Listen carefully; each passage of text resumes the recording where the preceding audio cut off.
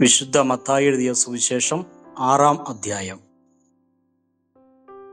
മനുഷ്യർ കാണേണ്ടതിന് നിങ്ങളുടെ നീതിയെ അവരുടെ മുമ്പിൽ ചെയ്യാതിരിപ്പാൻ സൂക്ഷിപ്പിൻ. അല്ലാഞ്ഞാൽ സ്വർഗത്തിലുള്ള നിങ്ങളുടെ പിതാവിന്റെ പക്കൽ നിങ്ങൾക്ക് പ്രതിഫലമില്ല. ആകയാൽ ഭിക്ഷ കൊടുക്കുമ്പോൾ മനുഷ്യരാൽ മാനം ലഭിപ്പാൻ പള്ളികളിലും വീഥികളിലും കപടഭക്തിക്കാർ ചെയ്യുന്നത് പോലെ നിന്റെ മുമ്പിൽ കാഹളം ഊതിക്കരുത്. അവർക്ക് പ്രതിഫലം കിട്ടിപ്പോയി എന്ന് ഞാൻ സത്യമായിട്ട് നിങ്ങളോട് പറയുന്നു. നീയോ ഭിക്ഷ കൊടുക്കുമ്പോൾ നിന്റെ ഭിക്ഷ രഹസ്യത്തിലായിരിക്കേണ്ടതിന് വലങ്കൈ ചെയ്യുന്നത് എന്ത് എന്ന് ഇടങ്കൈ അറിയരുത്. രഹസ്യത്തിൽ കാണുന്ന നിന്റെ പിതാവ് നിനക്ക് പ്രതിഫലം തരും. നിങ്ങൾ പ്രാർത്ഥിക്കുമ്പോൾ കപടഭക്തിക്കാരെ പോലെ ആകരുത്.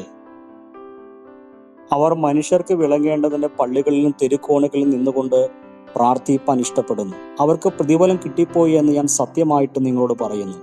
നീയോ പ്രാർത്ഥിക്കുമ്പോൾ അറയിൽ കടന്ന് വാതിലടച്ചു രഹസ്യത്തിലുള്ള നിന്റെ പിതാവിനോട് പ്രാർത്ഥിക്കുക.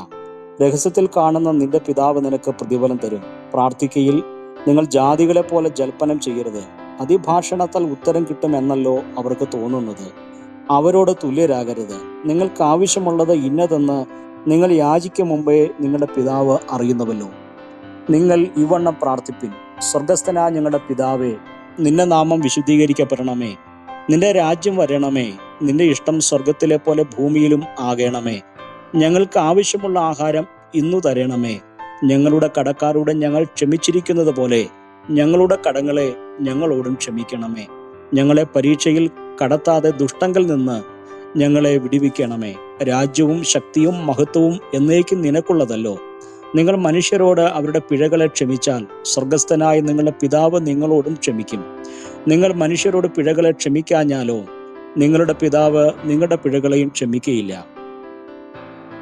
ഉപവസിക്കുമ്പോൾ നിങ്ങൾ കപടഭക്തിക്കാരെ പോലെ വാടിയ മുഖം കാണിക്കരുത്. അവർ ഉപവസിക്കുന്നത് മനുഷ്യർക്ക് വിളങ്ങേണ്ടതിന് മുഖം വിരൂപമാക്കുന്നു. അവർക്ക് പ്രതിഫലം കിട്ടിപ്പോയി എന്ന് ഞാൻ സത്യമായിട്ട് നിങ്ങളോട് പറയുന്നു. നീയോ ഉപവസിക്കുമ്പോൾ നിന്റെ ഉപവാസം മനുഷ്യർക്കല്ല, രഹസ്യത്തിലുള്ള നിന്റെ പിതാവിന് വിളങ്ങേണ്ടതിന് തലയിൽ എണ്ണ തേച്ച് മുഖം കഴുകുക. രഹസ്യത്തിൽ കാണുന്ന നിന്റെ പിതാവ് നിനക്ക് പ്രതിഫലം നൽകും.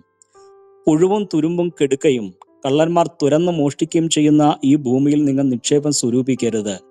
പുഴുവും തുരുമ്പും കെടുക്കാതെയും കള്ളന്മാർ തുരന്ന് മോഷ്ടിക്കാതെയും ഇരിക്കുന്ന സ്വർഗത്തെ നിക്ഷേപം സ്വരൂപിച്ചു കൊള്ളുവിൻ. നിന്റെ നിക്ഷേപം ഉള്ളയിടത്ത് നിന്റെ ഹൃദയവും ഇരിക്കും. ശരീരത്തിന്റെ വിളക്ക് കണ്ണാകുന്നു. കണ്ണ് ചുവള്ളതെങ്കിൽ നിന്റെ ശരീരം മുഴുവനും പ്രകാശിതമായിരിക്കും. കണ്ണ് കേടുള്ളതെങ്കിലോ നിന്റെ ശരീരം മുഴുവനും ഇരുണ്ടതായിരിക്കും. എന്നാൽ നിന്നിലുള്ള വെളിച്ചം ഇരുട്ടായാൽ ഇരുട്ട് എത്ര വലിയത്! രണ്ടു യജമാനന്മാരെ സേവിപ്പാൻ ആർക്കും കഴിയുകയില്ല. അങ്ങനെ ചെയ്താൽ ഒരുത്തനെ പകച്ചു മറ്റവനെ സ്നേഹിക്കും, അല്ലെങ്കിൽ ഒരുത്തനോട് പറ്റിച്ചേർന്ന് മറ്റവനെ നിരസിക്കും. നിങ്ങൾക്ക് ദൈവത്തെയും മാമോനെയും സേവിപ്പാൻ കഴിയുകയില്ല. അതുകൊണ്ട് ഞാൻ നിങ്ങളോട് പറയുന്നത്, എന്തു തിന്നും എന്തു കുടിക്കും എന്ന് നിങ്ങളുടെ ജീവനായിക്കൊണ്ടും എന്തു ഉടുക്കും എന്ന ശരീരത്തിനായിക്കൊണ്ടും വിചാരപ്പെടരുത്. ആഹാരത്തേക്കാൾ ജീവനും ഉടുപ്പിനേക്കാൾ ശരീരവും വലുതല്ലയോ? ആകാശത്തിലെ പറവകളെ നോക്കുവിൻ. അവ വിതയ്ക്കുന്നില്ല, കൊയ്യുന്നില്ല, കളപ്പുരയിൽ കൂട്ടിവെക്കുന്നതുമില്ല. എങ്കിലും സ്വർഗസ്ഥനായ നിങ്ങളുടെ പിതാവ് അവയെ പുലർത്തുന്നു. അവയേക്കാൾ നിങ്ങൾ ഏറ്റവും വിശേഷതയുള്ളവരല്ലയോ? വിചാരപ്പെടുന്നതിനാൽ തൻ്റെ നീളത്തോട് ഒരു മുഴം കൂട്ടുവാൻ നിങ്ങളിൽ ആർക്കു കഴിയും? ഉടുപ്പിനെക്കുറിച്ച് വിചാരപ്പെടുന്നതും എന്ത്? വയലിലെ താമര എങ്ങനെ വളരുന്നു എന്ന് നിരൂപിപ്പിൻ. അവ അധ്വാനിക്കുന്നില്ല, നൂൽക്കുന്നതുമില്ല. എന്നാൽ ശലോമോൻ പോലും തൻ്റെ സർവ്വമഹത്വത്തിലും ഇവയിൽ ഒന്നിനോളം ചമഞ്ഞിരുന്നില്ല എന്ന് ഞാൻ നിങ്ങളോട് പറയുന്നു. ഇന്നുള്ളതും നാളെ അടുപ്പിൽ ഇടുന്നതുമായ വയലിനെ പുല്ലിനെ ദൈവം ഇങ്ങനെ ചമയിക്കുന്നുവെങ്കിൽ അല്പവിശ്വാസികളെ നിങ്ങളെ എത്രയധികം! ആകയാൽ നാം എന്തു തിന്നും എന്തു കുടിക്കും എന്തുടുക്കും എന്നിങ്ങനെ നിങ്ങൾ വിചാരപ്പെടരുത്. ഈ വകയൊക്കെയും ജാതികൾ അന്വേഷിക്കുന്നു. സ്വർഗസ്ഥനായ നിങ്ങളുടെ പിതാവ് ഇതൊക്കെയും നിങ്ങൾക്ക് ആവശ്യമെന്ന് അറിയുന്നുവല്ലോ.